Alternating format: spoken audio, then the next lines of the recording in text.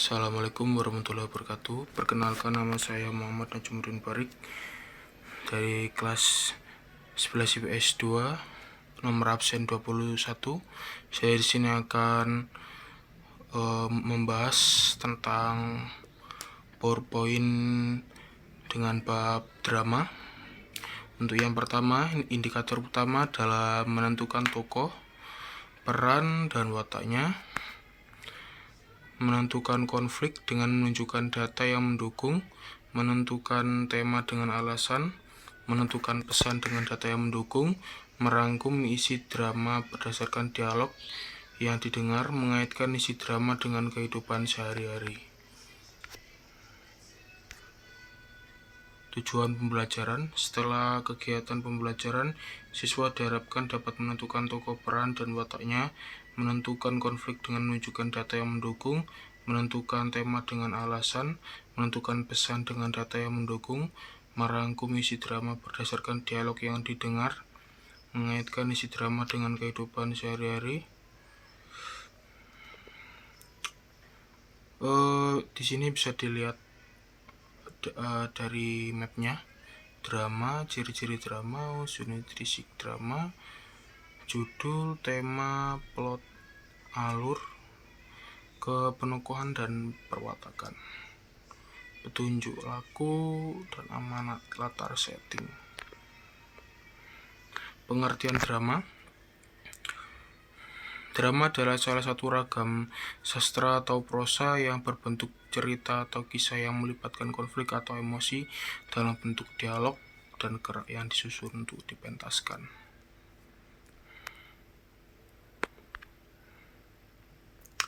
Ciri-ciri drama: yang pertama, ada pelaku, yang kedua ada konflik, yang ketiga ada aksi, yang keempat tidak ada ulangan dalam satu waktu.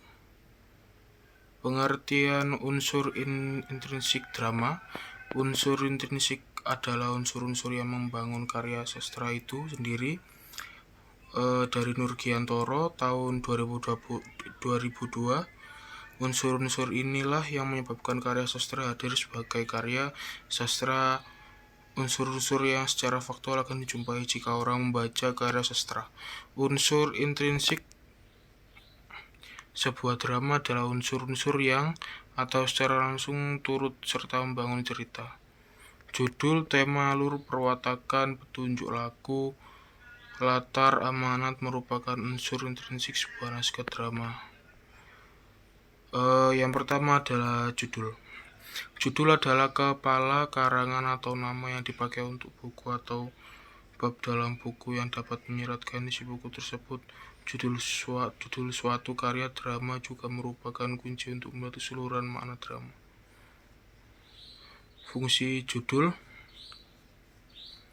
Yang pertama adalah dapat menunjukkan tokoh utama, dapat menunjukkan alur atau waktu. Yang ketiga, dapat menunjukkan objek yang dikemukakan dalam suatu cerita.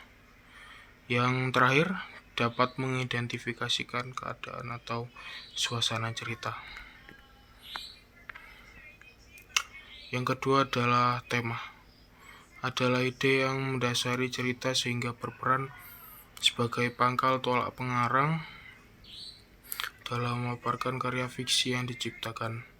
Tema dikembangkan dan tulis pengarang dengan bahasa yang indah. Tema merupakan ide pusat atau pikiran pusat, arti dan tujuan cerita. Pokok pikiran dalam karya sastra, gagasan sentral yang menjadi dasar cerita dan dapat menjadi sumber konflik-konflik.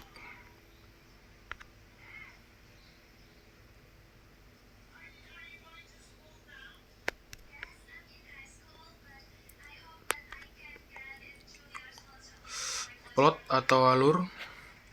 Alur adalah jaringan atau rangkaian yang membangun atau membentuk suatu cerita sejak awal hingga akhir. Alur dalam drama dibagi menjadi bab-bab dan adegan-adegan. Bab adalah bagian dari plot atau alur. dalam sebuah drama yang ditandai oleh perubahan setting atau latar. Sedangkan adegan merupakan babak yang ditandai oleh perubahan jumlah tokoh ataupun perubahan yang dibicarakan. Lalu cerita ini dapat dibagi menjadi beberapa: pengenalan, pertikaian atau konflik, komplikasi, klimaks, peleraian, dan penyelesaian. Tahapan alur ini adalah lanjutannya. Pengenalan atau eksposisi. Pengenalan adalah bagian yang mengantarkan atau memaparkan tokoh, menjelaskan latar cerita dan gambaran peristiwa yang akan terjadi. Pada tahap ini, penonton diperkenalkan dengan tokoh-tokoh drama beserta wataknya dan fakta-fakta tertentu, baik secara eksplisit maupun implisit. Konflik adalah persoalan pokok yang mulai melibatkan para pemain drama. Dalam tahap ini mulai ada kejadian atau insiden atau peristiwa yang merupakan dasar dari drama tersebut.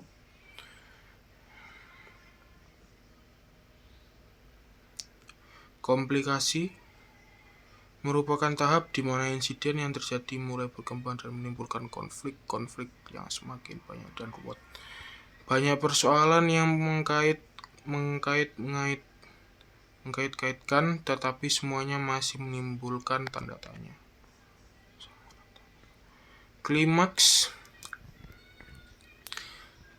adalah tahapan puncak dari berbagai konflik yang terjadi dalam drama tersebut. Bila dilihat dari sudut pembaca naskah atau penonton drama, maka klimaks adalah puncak ketegangan.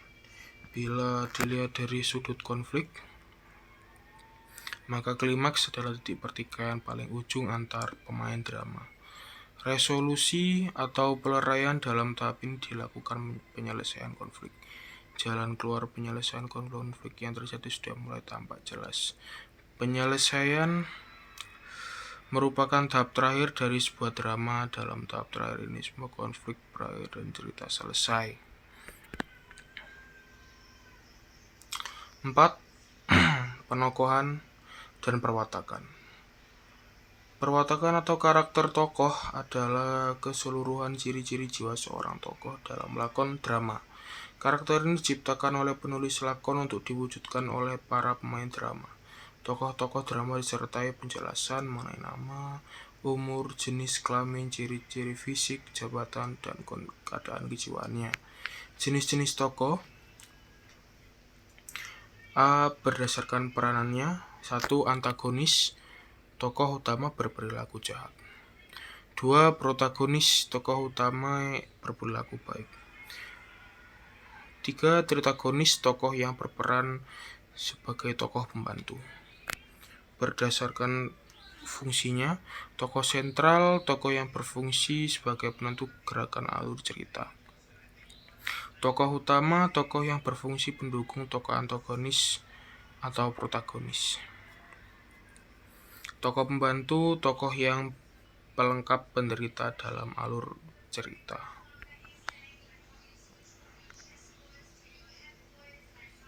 5. Latar atau setting. Latar adalah lingkungan tempat berlangsungnya peristiwa yang dapat dilihat. Latar biasanya mencakup hal-hal berikut. Setting, tempat berhubungan dengan ruang, waktu, misalnya di Jawa dan tahun berapa. 2. Setting waktu berarti apakah lakon terjadi di waktu siang, sore, atau malam hari. 3. Setting suasana, berhubungan dengan suasana yang jadi pada saat itu, misal sedih, bahagia, dan lain-lain. Yang keenam, petunjuk laku atau catatan pinggir berisi penjelasan kepada pembaca atau para pendukung pementasan mengenai keadaan, suasana, peristiwa, atau perbuatan tokoh dan unsur cerita lainnya. Amanat. Amanat adalah pesan moral yang ingin disampaikan penulis kepada pembaca naskah atau penonton drama. Pesan ini tidak disampaikan secara langsung tapi lewat naskah drama yang ditulisnya atau lakon drama itu sendiri. Oke. Mungkin cukup